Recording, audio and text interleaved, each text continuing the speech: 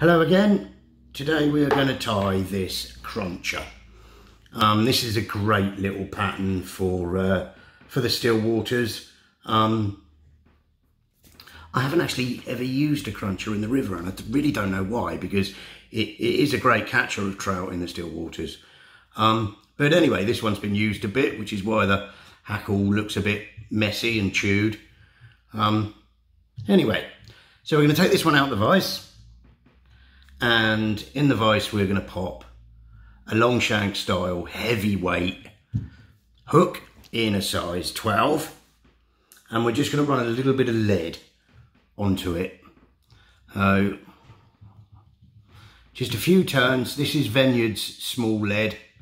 Just a few turns on like that. The thread is Uni 80 in camel. And I'm just going to run it through the wax just to help get me started and give some grip onto the shank. The last thing you want is flies spinning on the shank on you. It's just rubbish. So a little bit of wax when you start really helps. We're going to catch it on, push the lead up to that thread, and I'm jumping my thread to the back of the lead, and I'm going to catch it behind, spin my thread anti-clockwise, and I'm just going to come back and forth over the lead just once, and then finish with my thread maybe just past the point. Now tail is going to be a long feather off of this. This is an Indian cock cape. It's a lovely ginger colour, and I'm going to use that for my tails, and I'm also going to use it for the hackle. So I'm going to take a large feather. Take a large feather off the cape, nice big one, and we're going to pull, I'm going to take the fluffy bits away. We're going to pull some fibres 90 degrees from the stem, and it lines the tips up, can you see? And we're just going to take a good few fibres off. I don't count them. I always put like too many fibres in my tails, because trout do destroy the tails, they do chew them off.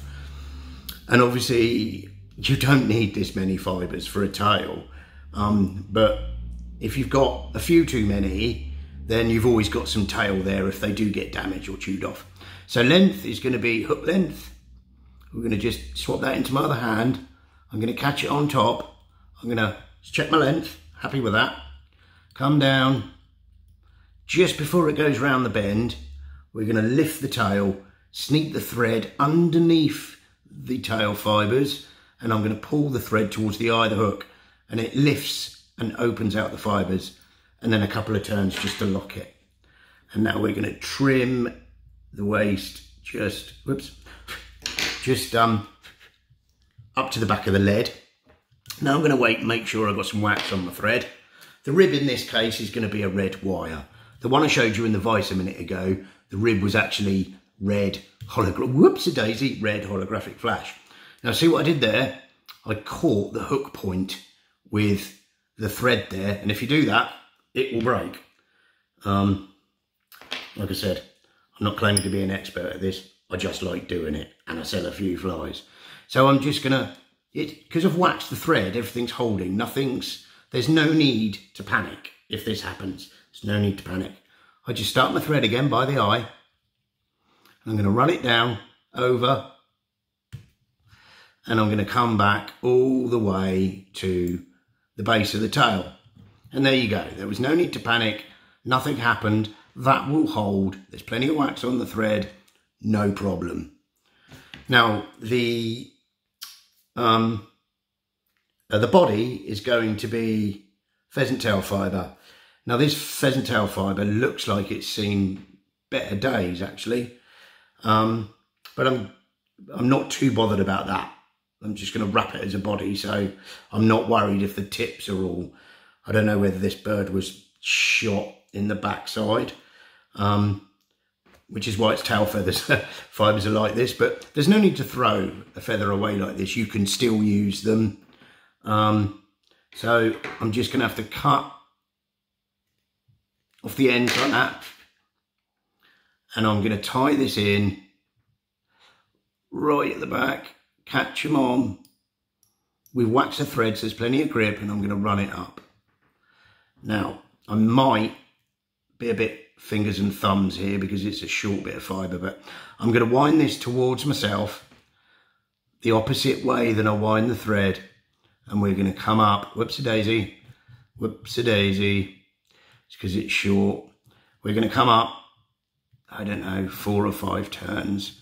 We're going to come round, come on, we're going to come round, catch it over with the thread, and we do a turn over, a turn on the hook, a turn over, a turn on the hook, turn over, turn on the hook, and then we're going to trim that off. Now, it's a lot easier when you haven't got a pheasant tail that looks like it's really damaged, because you've got more to help you wrap it round. But like I said, if you're patient, you can still do it, and you've no need to waste the whole feather. So now we're going to take the rib up, 3 or 4 turns, that's plenty. We're going to come up, we're going to put a 90-degree bend into the wire, and we're going to come round a few times with the thread, and then we're just going to bend and break away the wire. I'm going to make sure I've waxed the thread, and I'm just going to have a little bit of a tidy up. Now we're going to come down to the eye. Okay, there we go. Right, now for the cheeks, I'm using goose bite. Now this is goose bite that's been dyed sunburst. It's a really nice colour, and I'm just going to take a couple of fibres off,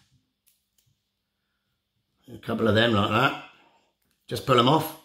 Now on these, I'll see if I can show you, there's a good side and a bad side. Well, not a bad side, but there's an inside and outside. So that's the outside and that's the inside. Okay, so what we're going to do is we're going to tie it in. I'm going to tie it on my side, this one, with the good side of the feather, the outside towards the shank. And that way, when I fold it back over, I will have the right side showing. So we're going to catch this in with a little bit hanging over the eye. We're going to run this down a couple of turns, and then we're going to catch the other one in, match the length up. So I'm just going to hold it on the side, matching those, you know, so they're the same length, if you know what I mean. Come back, nice and tight, whoops, all the way back to the start of the body. Nice and carefully, nice and neatly. And there we have it, okay?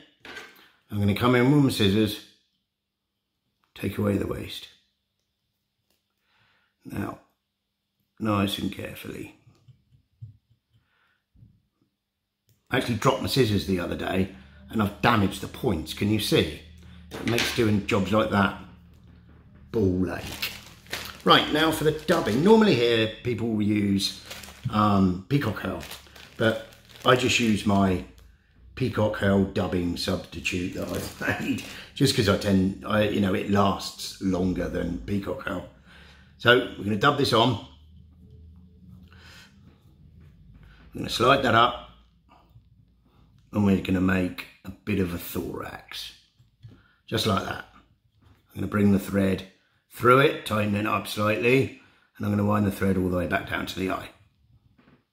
Now I'm going to bring the biots forward, hold it with my left hand, come round, catch them on, have a look. I'm happy with that. Adjust if you need to adjust.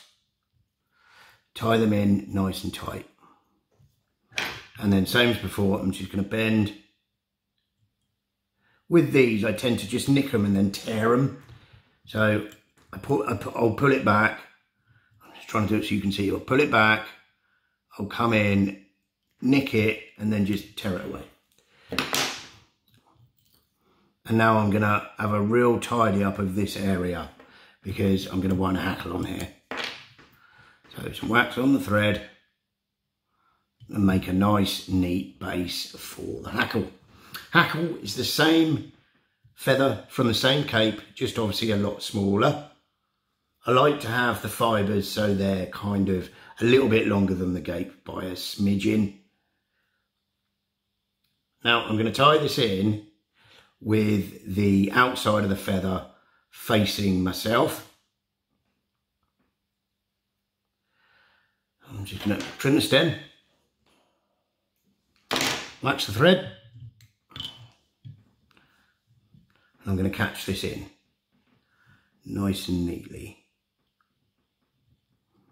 There we go. Oh, it's just rolled on me. If it rolls on you, take it off and catch it in again. Sorry if my hands are in the way here. And there we go. I'm going to make sure there's plenty of wax on the thread, as always, and I'm going to take the thread down to the eye. Now, I'm going to catch this with some hackle pliers. Just, you'll be able to see what I'm doing easier. I'm going to take it round once, and I'm going to sweep the fibres back on every turn. That's 2, 3, 4. I tend to try and use the whole feather up, to be honest. 4 I think is plenty. We're going to follow it up with the thread.